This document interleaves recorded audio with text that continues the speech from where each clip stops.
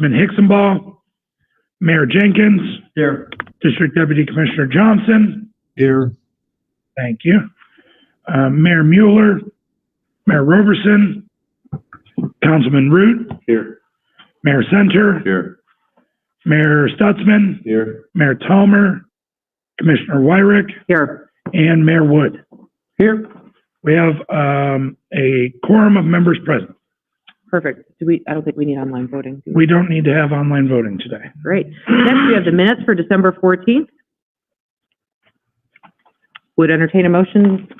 So move. Second. All in favor? Aye. You good with that? Thank you. Next, we have the chairman's report, which includes the nominating committee report. James, would you like to take that over, please? Yes. So as is kind of precedent and tradition for our organization, what we do is each of the executive officers move up a seat as long as they're willing to continue to serve. And so we had asked each of those who were chair, first vice chair, second vice chair, et cetera, if they were willing to continue to serve. So Commissioner Wyrick will be rolling off. The presented nominating committee, you should have it in your packet if you don't already. The chair would be Mayor Mark Center. The first vice chair would be Commissioner Carrie Groninger. Second vice chair would be Mayor Dave Wood. And then filling in this year as our secretary would be Mayor Jenkins, and our treasurer would be Councilman Root. That would be the slate of officers presented by the nominating committee. Each of those individuals were asked, and they are willing to serve if officially elected. Great. Does anybody have any comments, questions? Thank you for the nomination. However, I may not make it to the December meeting or the January meeting next year. I'm done at the end of this year. So. Well, the end of the year goes all the way through December, so we can make sure we take that one, but, right. We can do that. Any other comments or questions? Anybody want to make a motion to accept the nominating committee slate? So moved. Second. I have a first and a second. All in favor of the election for next year? Aye. Aye. Any opposed? Great, thank you. Next. So those officers will take over at the end of this meeting. So next we have Deb. Good morning. Good morning and Happy New Year, everyone. You should all have the November 2022 financial report in your packet. At the end of November, we were at $3,055,560.88 in total year expenses. Our cash balance at the end of November was $2.6 million, and our disbursement for the month of November was $523,666.01. Now I'd like to ask for board approval of the November 2022 financial report. Motion to approve? Second. All in favor? Aye. Thank you, Deb. Do we have any December modifications? Yes, they're included in your packet, and those are just changes that the board has given staff authority to make between meetings, and you can see that listing there in your packet, as well as it can be found online. It's presented for informational purposes only. Great, thank you. Any old business? No old business. And then let's move on to some new business. Good morning, everyone. Morning. Good morning. Good morning. So our first amendment to our transportation improvement program this month falls under Transportation Resolution 1-23. So you'll notice that we started numbering our resolutions at the start of the calendar year. Under this resolution, there's one item, item A. It is a locally initiated project in Elkhart County. It is the countywide bridge inspection and inventory program for cycle years 24 through 27. So it's essentially bridge condition data is collected, submitted to NDOT, which then goes to Federal Highway, at which point the National Bridge Inventory Database is updated. So the work type for this is bridge inspection. and we're adding preliminary engineering in fiscal years 24, 25, and 26 for an estimated cost to complete of $242,500. Happy to take any questions or I'd be asking for your approval of Transportation Resolution 1-23. It's 542,000, right? You said 200. Yeah. Oh, sorry.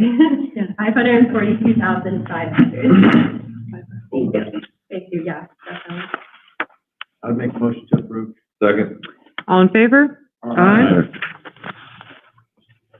Okay, and then moving on to Transportation Resolution 2-23. We have item A, this is an NDOT initiated project in Marshall County. So it's at State Road 10 from 0.59 miles east of US 31 or Juniper Road to State Road 19. This is an HMA overlay, a minor structural, so a hot mix asphalt overlay. We're adding in right-of-way in fiscal year 2024. We currently have preliminary engineering and construction already programmed in our TIP, so just adding this right-of-way space in.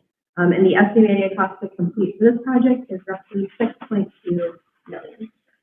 Happy to take any questions, or I'd be asking for your approval of Transportation Resolution 2-23. Motion to approve? Second. All in favor? Aye. Thank you. And then moving on to the final resolution, we have Transit Resolution 3-23. So items A, B, and C are related to our interurban trolley in Ulster County. So essentially, we're programming these items into a new grant so that we can utilize fiscal year 2022 5307 funds for each specific work type. So for item A, we have non-fixed route ADA paratransit service for $335,303. For item B, we have capital cost of third-party contracting for $2.88 million. And then item C, we have operating assistance for roughly $2.3 million.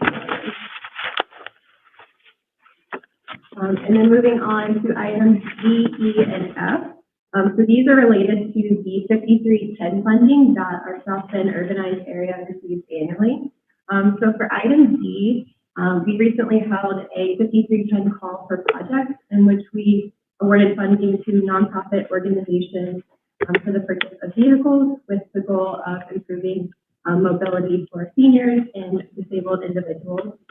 So for item D, we'll be adding funding to our existing 5310 Transit Administration and Vehicle Purchase Less Than 30 Feet grant. So we'll be increasing funding by $677,798, which is the amount that was awarded through this recent call. And this will be utilizing fiscal year 19 through 22 funds for a total grant amount of roughly $1.5 million. And then items C and F, we'll be programming separate grants for 5310 funding. These will be placeholders to utilize ARPA and CRISA funds. And this is a common practice with our transit projects. So we'll program placeholders, and then once we actually go to submit the grant and send down the funds, we'll input more accurate numbers at that time. So for both of these, we're programming roughly $48,000. So happy to take any questions on any of the transit items.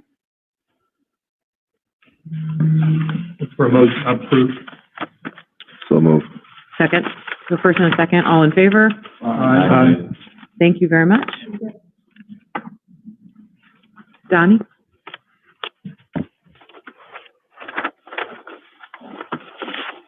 Morning, everyone. Just for those who are not familiar with who I am, I'm Donnie Ritzma, I'm the Senior Community Development Planner. I'm responsible for managing our Community Economic Development Program, which is responsible for managing being an economic development district for this resolution.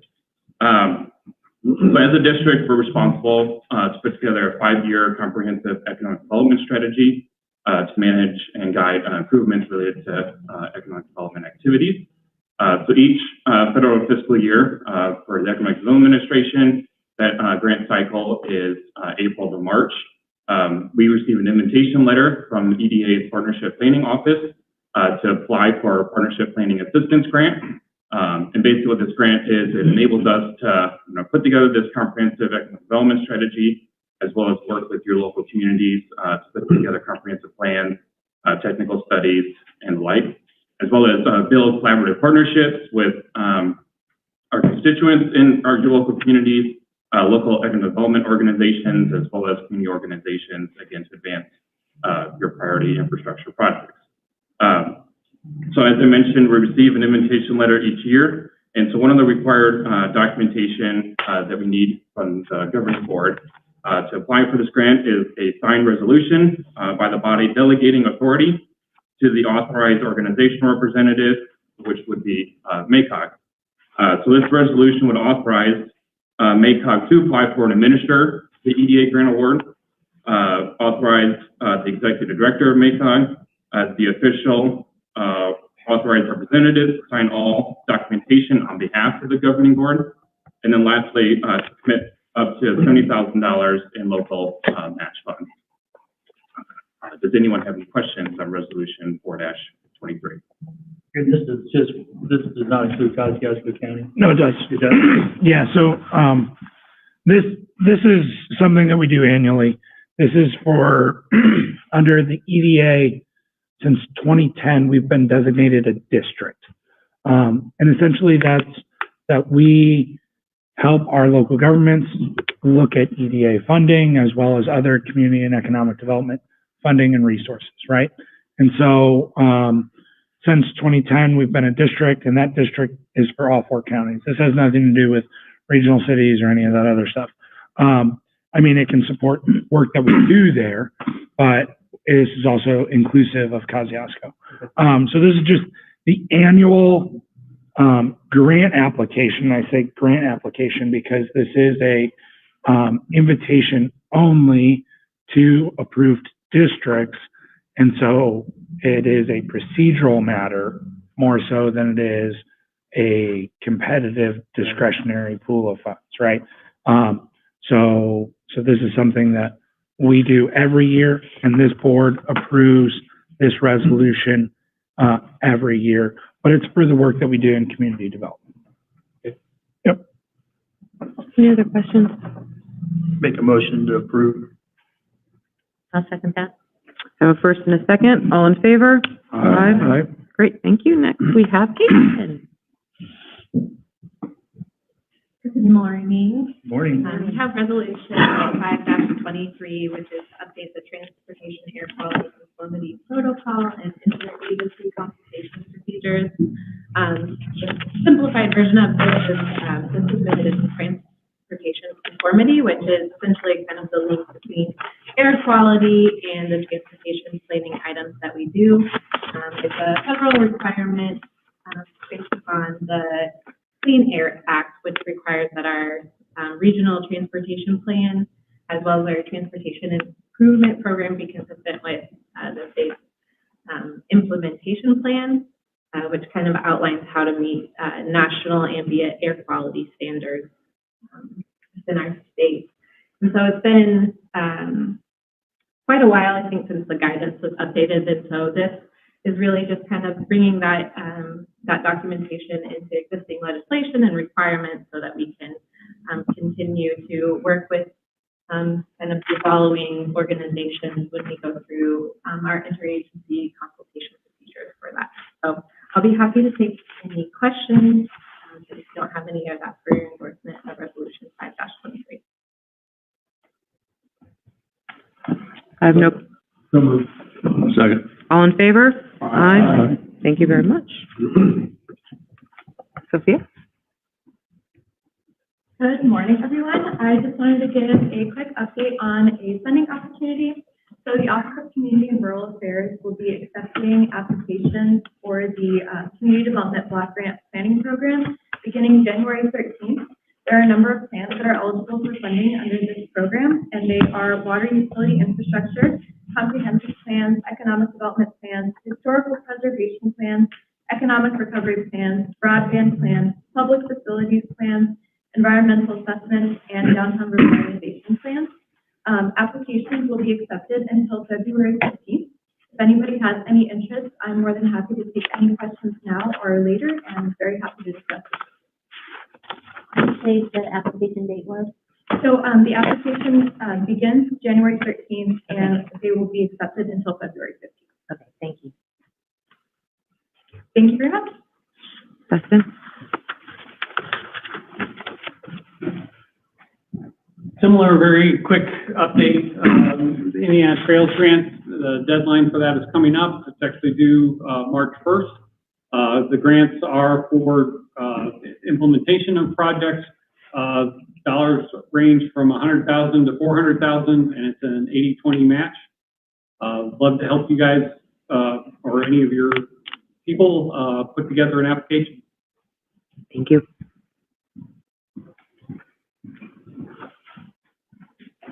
And keeping with the funding updates, just a few NDOT funding opportunities. So first, NDOT's Community Crossings Matching Grant, which I think everyone here is familiar with at this point, focuses on local road and bridge preservation. It opened last Monday and will close January 27th. Just a reminder, so any projects awarded from the 2021 January call must be closed out before being able to apply for this call. But as always, we're available to assist as needed. If you want to talk through potential projects, need requests for crash data, just need a second pair of eyes on the application. Happy to help your staff with that. Before you move on real quick on closing out the projects, do you have anything you're concerned about that's not being closed out? Maybe that Elkhart County specifically should know about, because I don't know of any. Don't know off the top of my head. Okay, all right, I thought we were good. We can do so. a double check, but it is just one of those things that it wasn't always the case in the first few rounds of community crossings, but as we've moved along, community crossings has become more of a staple, been around for a while.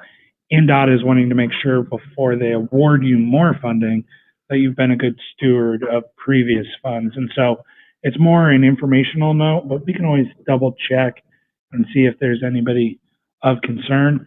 Looking around the table, I don't believe there probably is. This tends to be overgeneralizing some of our smaller communities where they've had a challenge, or if it is one of the larger communities, it's because there was a particular paving challenge or issue with a particular contract. And I don't know of any off the top of my head, but we can always double check. And we can always, you can always reach out to our LPA coordinator on the whatever district is pertaining to. So for you, obviously the Fort Wayne district, and they'll be able to help out. Well, I didn't think we had any. I talked to Charlie kind of regularly, but when she said it, it just piqued my interest. It doesn't hurt to make a phone call if you are concerned about that. They'll be able to help you out through that too. All right, thanks. The whole idea with that is 18 months of making sure the projects are quick and continuous. And then I guess the next NDOT funding opportunity. So also last Monday, NDOT issued a notice of funding availability for bridge preventative maintenance. So this will close January 31st, so giving us a couple extra days after community crossings closes. But for the few counties that have expressed interest in this, funding is available for projects in fiscal year 2028, with a high probability that they can be pulled forward if ready to go. This is a very similar application process to NDOT's roll call that is currently in progress. Again, MACOG is happy to assist your staff with this application process, so please feel free to reach out. And then moving away from state funding opportunities, just wanted to highlight one federal grant opportunity. So the USDOT has $1.5 billion available for their RAISE grant program, so the Rebuilding American Infrastructure with Sustainability and Equity. So funding is available for surface transportation projects that will have a significant local or regional impact, so the scope is very broad. And they also are required to award at least $75 million for planning work, which is what the city of South Bend recently received. The minimum award for urban areas is $5 million, and then for rural areas, it's $1 million. That is just for capital projects. There's no minimum award amount for planning grants. And eligible applicants include local governments, transit agencies, as well as multi-jurisdictional organizations. I do think with this, there's a lot of potential for maybe a multi-jurisdictional, regional application. So this will close February 28th, but if anyone wants to talk through potential projects and how MACOG can assist with submitting something, I think there's definitely enough time to get a really solid application together before the 28th. How are they defining rural and urban? Do you know? So, Elkhart County, all of Elkhart County, I believe, is considered rural within this because of the urbanized area, I think is under 150,000. St. Joseph County would be urban. There's several different layers of rules, but Elkhart County, all of Elkhart County is rural, considered rural within this. Very good enough. Again, for the planning grant, there's no minimum requirements for that. But happy to talk offline afterwards. And then just my final update, moving away from funding, just planning updates. Tomorrow we'll have our quarterly tracking and review meeting where we walk through all of our federal aid projects. So your staff has received lots of correspondence related to this already, but just wanted to make you guys aware that this meeting is happening tomorrow. Thank you. Thank you. Good morning. So giving you lots of updates over the last couple of months about Connect. We are in that final phase of this development process. So we've put together draft network changes, and they're out for public comment right now through February 7th. This week has been our open house week. So we've had two already on Monday and Tuesday night here in Mishawaka on Monday, and on Tuesday night in South Bend tonight. And tomorrow will be in Elkhart and Goshen for open house at each of their public libraries. There from 4 to 6, so feel free to please come out and support us there. Also, please let all your friends, neighbors, residents all know about the effort going on. From here, we'll first getting public comment, have a survey out and some information of the draft changes, both for short term as well as additional funding. And then we'll be evaluating those comments and bringing those to our board here in for review next month, and then for approval in the March meeting to kind of give you a heads up on those next steps. Any questions about where we are today on this or any of the next steps? Great, thank you. Thanks, Zach.